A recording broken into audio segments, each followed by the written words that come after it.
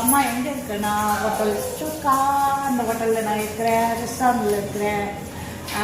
Night இங்கே தான் தங்கியிருந்தோம். சாப்பாடுலாம் சூப்பராக இருக்குது. இன்றைக்கி என்ன காலையில் டிஃபன் வந்து பொக்கே சிஸ்டம். இதோ பாருங்க என்ன அந்த சாப்பாடு இருக்குது பாருங்க. வடை, கேசரி. இங்கே பாருங்க தட்டரை நம்ம சாப்பிட்ற இட்லி. இங்கே பாருங்க குட்டியா தோசை. நம்ம குழந்தைகள்லாம் செய்வோம் குட்டி தோசை. குட்டி தோசை. இங்கே பாருங்க கோதுமை உப்புமா, கிச்சடி.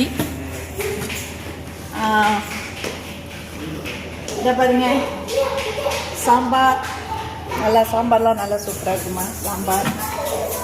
சட்னி பாருங்க, தேங்காய் சட்னி, கார சட்னி. இது கடைசியாக நாங்கள் தான்மா சாப்பிட்றோம்.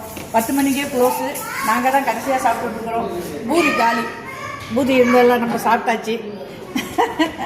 இதோ பாருங்க உருளைக்கிழங்கு குருமா. இதை பாருங்க காஃபி, டீ, எவ்வளோனாலும் சாப்பிட்டுக்கலாம்.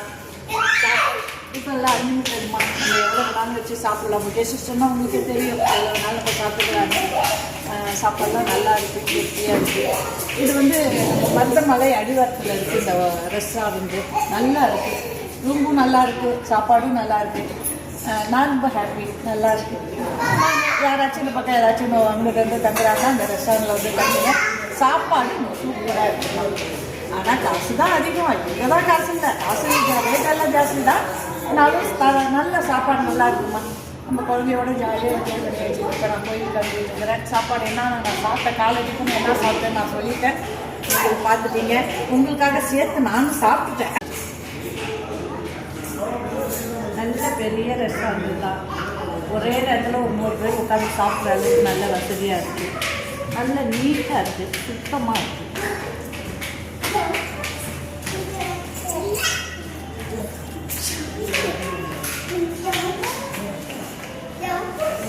கோயம்புத்தூர் யாராச்சும் வரணும்னு நினச்சிங்கன்னா இந்த ஹோட்டல் பாருங்கள். பிடிச்சிருந்தா நீங்கள் வெளியே வந்து அதுக்காக நல்லா இருக்கும் சாப்பாடு. நல்லா பை அடுத்த வீடியோ.